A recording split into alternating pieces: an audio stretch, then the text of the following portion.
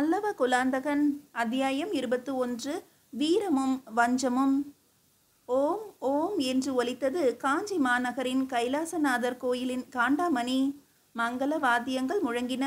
மூலவருக்கு சர்வ உபச்சாரங்களையும் செய்து தீபாராதனை காட்டினார் அர்ச்சகர். பயபக்தியுடன் கரம் கூப்பி நின்று தொழுதான் அபராஜிதன். மனைவி வலப்புறமும் மகள் இடப்புறமாக நிற்க ஏகாந்த தரிசனம்.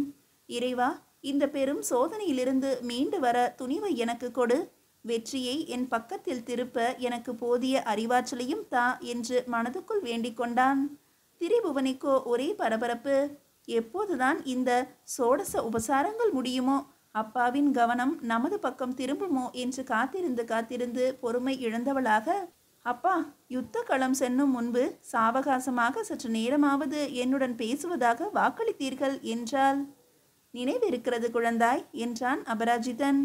இப்படி சொல்கிறீர்களே தவிர வழிபாடு முடிந்ததுமே படை கிளம்ப சித்தமாயிருக்கிறதே. பட்டத்து யானை உங்களை எதிர்நோக்கி கோயில் வாசலில் காத்திருக்கிறதே. அதற்கென்ன செய்வது திரிபுவனி? பல்லவ நாட்டுக்குள் சோழன் படையுடன் புகுந்த செய்தி தெரிந்த பிறகும் வாழாவிருக்க முடியுமா? தாமதமின்றி சோதிடர் குறித்து தந்த நேரத்தில் பகைவனை சந்திக்க சேனைகளுடன் புறப்படத்தானே வேண்டும் என்று கேட்ட பல்லவேந்திரர், இறைவா, ஆதித்தனிடமிருந்து மட்டும் அல்ல, இந்த யுவதி தொடர்பாகவும் எனக்கு பெரும் சோதனை ஏற்பட்டிருக்கிறது. இதுவும் உன் திருவிளையாடலா என்று கண்கள் பணிக்க கேட்டார் மௌனமாக. அப்பா, இதென்ன இப்படியும் பேசுகிறீர்கள், அப்படியும் சொல்கிறீர்கள்? வர வர நான் கேட்பது எதையுமே மனதில் வாங்கிக் கொள்வதில்லை. நீங்கள் யுத்த தந்திரங்களை யோசித்து கொண்டிருக்கிறீர்களோ என்னவோ, அதனால் முன்னுக்கு பின் முரண்பட்டு பதிலளிக்கிறீர்கள். அப்படி ஒன்றும் இல்லையே அம்மா. படை இப்போது புறப்பட்டாலும் உடனேயா யுத்த களத்தை அடைந்துவிடும்? நெடுந்தூர பயணத்துக்கு பிறகு தகுந்ததொரு இடத்தில்தானே எதிரியை சந்திக்கப் போகிறோம். நீயும் என்னுடன் வா. செல்லும் வழியெல்லாம் பேசலாம். இரவு படை தண்டு இறங்கும் போது பாசறையில் என்னுடன் இரு. விடிய விடிய உரையாடலாம். காலையில் காஞ்சி கோட்டைக்கு திரும்பிவிடு. தக்க காவலுடன் நான் அனுப்பி வைக்கிறேன் என்றான் அபராஜிதன்.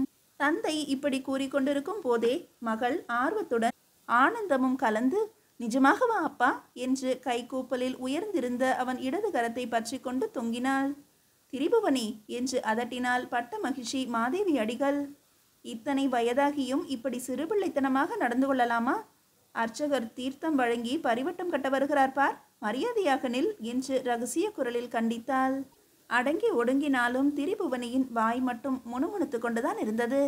போமா, நான் அப்பாவின் தலைமையை ஏற்று போர்முனை நோக்கி புறப்படுவதால் இனி அவர் சொற்படி மட்டுமே கேட்க முடியும். அந்த புறத்தின் உருட்டல் மிரட்டல் எல்லாம் சேனா வீரரிடம் செல்லுமா என்ன? மன்னரும் மகாராணியும் மிகுந்த பிரயாசைப்பட்டு சிரிப்பை உள்ளடக்கி கொண்டு அர்ச்சகரிடம் பிரசாதங்களை மரியாதையுடன் பெற்றுக்கொண்டனர். கடைசியாக ஒருமுறை கண் குளிர இறைவனை தரிசித்து கொண்டு கோயில் வாசலுக்கு வந்தார்கள். தேவி, விடை கொடு என்றார் அபராஜிதர். பிரபு, நேற்று இரவு எனக்கு எவ்வளவோ ஆறுதல் கூறினீர்கள். இருந்தாலும் மனம் பதைபதைக்கிறது. காவலரும் மக்களும் காது கேளாத தூரத்தில் கை கட்டி நின்றாலும் அவர்கள் பார்வையெல்லாம் நம்மையே மொய்க்கின்றன. கண்ணீர் பெருக்கவும் முடியாமல் நான் தவிக்கிறேன் என்ற போதே அவள் ஒருமுறை கேவினாள். கூடாது தேவி என்று எச்சரித்தார் பல்லவேந்திரர். மனதை திடப்படுத்திக்கொள் என்றார். ஆரத்தி சுற்றி திலகமிட்டால் மகாராணி மாதேவி அடிகள். திரிபுரம் எரித்த பெருமான் ஒவ்வொரு கணமும் உங்களுக்கு துணை நிற்பார். ஏகாம்பரேஸ்வரர் அருளால் ஆதித்தனை புறமுதுகிடச் செய்து வெற்றி வேந்தனாக திரும்புவேன். ஆனால் அன்பே, ஒருவேளை தெய்வ சித்தம் வேறாக இருந்தால் நான் கூறியதெல்லாம் நினைவிருக்கிறதா? மறக்க மாட்டாயே? நிச்சயம் நிறைவேற்றி வைப்பேன் பிரபு என்று உணர்ச்சி மேலிட தழுதழுத்தாள். அதற்கு பிறகு தங்கள் இருப்பிடம் தேடி நானும் வருவேன் என்றாள். தோள்களை பற்றினான் அபராஜிதன். கண்ணே, ஆண்டாண்டு காலமாக உனது அன்பு எனக்கு அளித்து வந்துள்ள பலத்தை எல்லாம் திரட்டி உடன் எடுத்து செல்கிறேன். நானும் தங்கள் காதல் ஊட்டிய துணிவிலே காத்திருப்பேன் பிரபு. புன்னகைத்தான். அவள் பிரதிபலித்தாள். ஒருவரை ஒருவர் நன்கு புரிந்து கொண்டதால் பிரவகித்த அன்பின் சங்கமத்திலே கவலைகள் மூழ்கடிக்கப்பட்டு பரவசமும் மன உறுதியும் நம்பிக்கைகளும் மேலோங்கின. இதற்குள் படிகள் வழியே பட்டத்து யானை மீதேறி காத்திருந்தாள் திரிபுவனி. அம்பாரியிலிருந்து எட்டி பார்த்த அவளுக்கு பெற்றோர் இன்னமும் பேசிக்கொண்டு நிற்பது அலுப்பளித்தது. அப்பா என்று அழைத்துவிட துடித்தவள் கட்டுப்படுத்தி கொண்டாள். கண்ணிமைக்கும் நேரத்தில் அபராஜிதன் மனைவியின் கன்னத்தை செல்லமாக ஒருமுறை தட்டியதை யாரும் கவனித்திருக்க முடியாது. சரியலென்று திரும்பி யானை அருகே சென்று தொட்டதும் மிருதுவாக பேசியதும் அது முழங்காலை மடித்தது. அதன் கால் மீது கால் வைத்து காதை பிடித்து தாவி ஏறிய போது முன்னெச்சரிக்கையாக தும்பிக்கையால் அவன் முதுகை தாங்கிற்று. அம்பாரியில் மின்னலென பாய்ந்தேறி அமர்ந்தான். பாகன் தன்னிடத்தில் உட்கார்ந்ததும் யானை நிமிர்ந்து எழுந்து கம்பீரமாக நடந்தது. அதன் கண்டாமணி யோசை எழுந்த மறுகணம் சங்கங்கள் ஒலித்தன, துந்துபிகள் முழங்கின, முரசங்கள் அதிர்ந்தன. மேன் மாடங்களிலிருந்து நூற்றுக்கணக்கான பெண்மணிகள் மலர் மாலி புரிந்தனர். வேதியர் மந்திரங்களை ஓதினர்.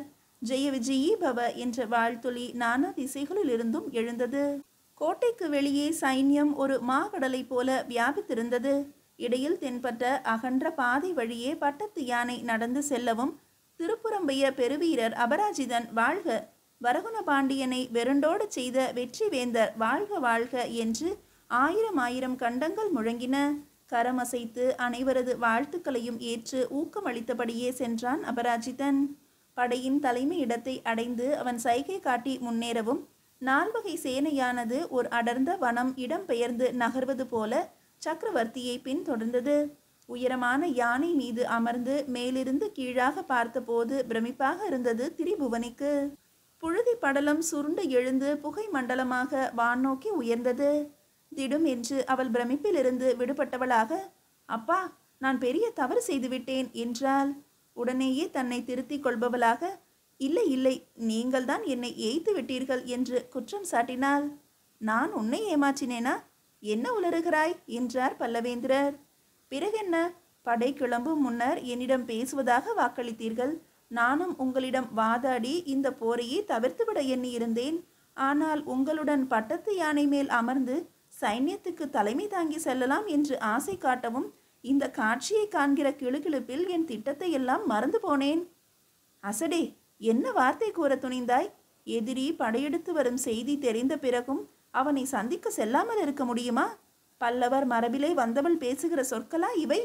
அப்பா, நீங்கள் ஆதித்தனோடு போர் புரிந்துதான் ஆக வேண்டுமென்றால் என் மனதில் அந்த ஆணழகனை பற்றிய ஆசைகளை ஏன் வளர்த்தீர்கள்? கண்ணே, நான் நல்ல நோக்கத்துடன் தான் செய்தேன். ஆனால் உன் கோமளமான இதயத்தை கீறி பார்க்க வேண்டிய நிர்பந்தத்துக்கு ஆளாகிவிட்டேன்.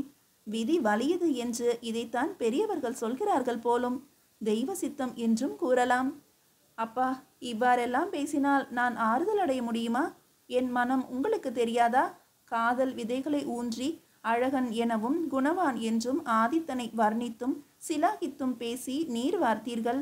இப்போது விதி என்றும் தெய்வ சித்தம் என்றும் சமாதானம் சொல்கிறீர்கள்.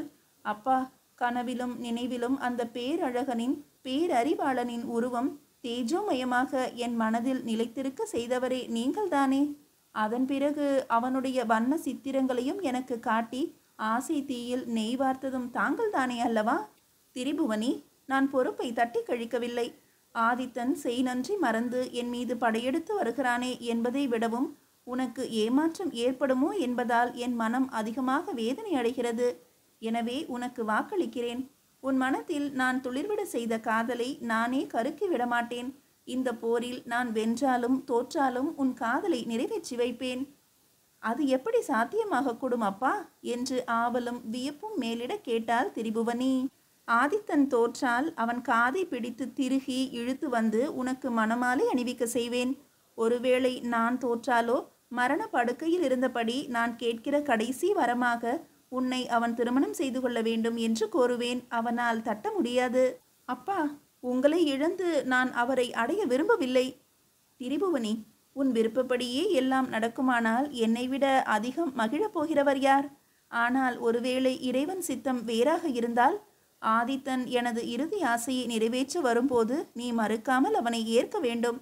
இந்த உறுதிமொழியை பெறவே நான் உன்னை உடன் அழைத்து வந்தேன். மகாராணியிடமும் சம்மதம் பெற்றிருக்கிறேன். நீ மகிழ்ச்சியோடு ஆதித்தனுடன் தஞ்சைக்கு செல்லும் போதுதான் என் ஆன்மா சாந்தி அடையும். அப்படியே செய்கிறேன் அப்பா என்று அவரது வலது கரத்தை கையில் ஏந்தி முத்தமிட்டாள் திரிபுவனி. கண்ணீர் முத்துக்களையும் அதில் பதித்தாள். ஆனால் ஒருவேளை ஆதித்தன் என்னை ஏற்க மறுத்தால்? நான் காடுபட்டிகளுக்கு பிறந்தவள் என்பதாக அன்று அம்மா ஏதோ சொல்லிக் கொண்டிருந்தார்களே, அதுவா என்று சிரித்தார் பல்லவேந்திரர். பல்லவருடைய ஆதிக்கம் தெற்கே பரவிய போது கானகத்தில் வாழும் சில தமிழருடன் அவர்களுக்கு தொடர்பு ஏற்பட்டது. காடவர்கள் என்று அழைக்கப்பட்ட இவர்கள் கானகத்தில் சிறிய ஊர்களை உருவாக்கி கொண்டு வாழ்ந்தனர். காடு வெட்டி நாடாக்கி பயிர் செய்தனர். இதனால் காடுபட்டிகள் என்றும் காடு வெட்டிகள் என்றும் அவர்களுக்கு மாற்று பெயர்கள் தோன்றின. எளிய மக்களாயினும் இவர்களின் வீரம் அளவிற்கரியது. கானகத்தின் இயற்கை சூழலில் ஆண்களும் பெண்களும் நன்கு வளர்ச்சியுற்று பலசாலிகளாக திகழ்ந்தனர். பிற்கால பல்லவர்கள் இந்த காடுபட்டிகளை தங்கள் நண்பர்களாக்கி கொண்டனர். பாண்டியருடன் சதா பகை. சோழர்களையோ நம்பவே முடியவில்லை.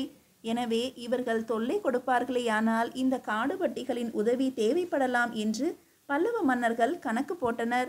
நட்பை உறுதி செய்த காடுபட்டி சிற்றரசன் பல்லவ சக்கரவர்த்தி நந்திவர்மனுக்கு காடுபட்டி நந்தி போத்தரையன் என்று பெயர் சூட்டி அவன் மேலாதிக்கத்தை ஏற்றுக்கொண்டான். பல்லவ சக்கரவர்த்தியும் பதிலுக்கு காடு வெட்டி தமிழ் பேரரையன் என்று சிற்றரசனுக்கு பட்டமளித்து கௌரவித்தான். அன்று முதல் பல்லவ மன்னர்கள் காடவர் கோன் என்று அழைக்கப்பட்டனர். நந்திவர்மன், நிருபதுங்கவர்மன், அபராஜிதன் போன்ற பிற்கால பல்லவ பேரரசர்கள் இப்பட்ட பெயரினை பெருமிதத்தோடு தாங்கினர். நட்பு உறுதியானதும் சிற்றரசருக்கும் பேரரசருக்கும் இடையே பெண் கொடுக்கல் வாங்கல் நிகழ்ந்ததிலும் வியப்பில்லை. காடுபட்டி அரச குலத்தை சேர்ந்த நங்கையர் இயற்கை சூழலில் கவலையற்று வளர்ந்ததால் செழிப்பான அங்க எழிலுடன் விளங்கி பல பல்லவ மன்னர்களின் மனங்களை அபகரித்து கொண்டனர். அவ்வாறு அபராஜிதன் இதயம் கவர்ந்த ஒரு காடுபட்டி நங்கையே திரிபுவனியின் தாய். இந்த விவரங்களை எல்லாம் அன்று இரவு பாசறையில் மகளிடம் கூறி முடித்த பல்லவேந்திரர், திரிபுவனி, உன் அன்னை குறுநில மன்னர் குலத்தை சேர்ந்தவள்தான். ஆனால் ஒரு சக்கரவர்த்தியின் இதயம் கவர்ந்தவள். எளியவள்தான், ஆனால் தமிழ் மகள். உன்னை மணக்க ஆதித்தன் மறுப்பானேயானால் அதற்கு உன் அன்னையை அவன் காரணமாக்க முடியாது. வேறு ஏதேனும் கற்பனை செய்ய வேண்டியதுதான் என்றார். அப்பாடா, இதுதான் விருத்தாத்தமா? அன்று மகாராணியார் ஐயம் எழுப்பி பேசிய போது நான் என்னவோ ஏதோ என்று பயந்தே போய்விட்டேன். அவளுக்கு நீ தன் வயிற்றில் உதிக்கவில்லையே என்ற ஆதங்கம். அது சில சமயம் நாக்கை புரள செய்துவிடுகிறது. அப்பா, என்னை பெற்றெடுத்த தாய் என்னவானால்? நான் ஏன் அவளை பார்த்ததே இல்லை? உனக்கு தாய்ப்பால் அருந்தும் பருவம் மாறும் முன்னரே அவள் திடீரென்று ஒரு நாள் விஷக்காய்ச்சல் கண்டு இறந்து போனாள் என்று பெருமூச்செறிந்த அபராஜிதன், மகளே, 2 சாமங்களாவது அயர்ந்து உறங்கினால்தான் என்னால் நாளைக்கு களைப்பின்றி போர் நடத்த முடியும் என்று கூறி மஞ்சத்தில் சயனித்தான். சில கணங்களிலேயே மெல்லிய சீரான குரட்டை ஒலி எழுந்தது. விடிந்தால் யுத்தம் என்ற சிந்தனையே இன்றி எப்படித்தான் இப்படி அயர்ந்து உறங்குகிறாரோ என்று அதிசயித்த திரிபுவனி இரவெல்லாம் இமைத்தலும் இன்றி படுக்கையில் புரண்டு கொண்டிருந்தாள். மறுநாள் அதிகாலையில் திரிபுவனி தலைநகர் திரும்பிச் செல்ல படைகளை பல பகுதிகளாக பிரித்து ஆதித்தனின் வியூகத்தை உடைத்தெறிய ஏவினான் அபராஜிதன். பகைவனின் போர் திட்டத்தை முன்கூட்டியே தெரிந்து கொள்ள முடிந்தது எவ்வளவு வசதி! வஞ்சனைதான் என்றாலும் செய் நன்றி கொன்றவனை ஒற்றாடல் மூலம் வெல்வதில் என்ன தவறு? வெற்றி செய்தியை எதிர்பார்த்து காத்திருந்தான் அபராஜிதன். மாலை சூரியன் மலை வாயிலில் விழும் நேரம். மிக விரைவாக வந்த குதிரை நிலைத்து நிற்கும் முன்னரே பாய்ந்து இறங்கினான் துருவன். மன்னவா, மோசம் போனோம் என்று சக்கரவர்த்தியின் தாழ் பணிந்தான். 1000 தேள்கள் ஒரு சேர கொட்டியது போல் உணர்ந்தான் அபராஜிதன். உடலும் உள்ளமும் பதற, துருவா, என்ன நடந்தது என்று தானே தலைவனை குனிந்து நோக்கி கர்ஜித்தான். எழுந்து நிற்கவும் அஞ்சியவனாக பற்றிய பாதங்களை விடாமல் பேசினான் துருவன். பிரபு, ஆதித்தனின் படைபலம், அவை முன்னேறும் விதம் ஆகியவை குறித்து நமக்கு கிடைத்த தகவல்கள் பொய்யானவை. நம்மை ஏமாற்றுவதற்காக அனுப்பி வைக்கப்பட்டவை. பிரபு, நமது படைகள் எதிர்ப்பே தெரிவிக்காத பலவீனமான பகுதிகளில் ஆதித்தனின் சேனா வீரர்கள் ஊடுருவி வெகு வேகமாக முன்னேறுகிறார்கள். ஆங்காங்கே திடீர் திடீர் என்று சோழ வீரர்கள் எங்கிருந்தோ முளைத்தெழுகிறார்கள். களஞ்சியங்களுக்கு தீ வைத்தும் மாடு கன்றுகளை அடித்து விரட்டியும் 6 குளங்களை உடைப்பெடுக்க செய்தும் நாசம் விளைவிக்கிறார்கள். சிறு சிறு கூட்டமாக நமது வீரர்களை பிரித்து சுற்றி வளைத்து துவம்சம் பண்ணுகிறார்கள். பிரபு, எல்லாம் ஏதோ மாயாஜாலம் போல நடக்கிறது. ஆஹா, ஆதித்தனை வீராதி வீரன் என்றுதான் எண்ணியிருந்தேன். வஞ்சனையிலும் நிகரற்றவன் என்று நிரூபித்து விட்டான். துருவா, இனி யோசிக்கவோ தயங்கவோ இடமில்லை. ஆதித்தனை நானே நேருக்கு நேர் சந்தித்து இறுதி முடிவு காண வேண்டியதுதான். வெற்றி அல்லது வீரமரணம் என்றான் அபராஜிதன். மீதியை அடுத்த அத்தியாயத்தில் காணலாம்.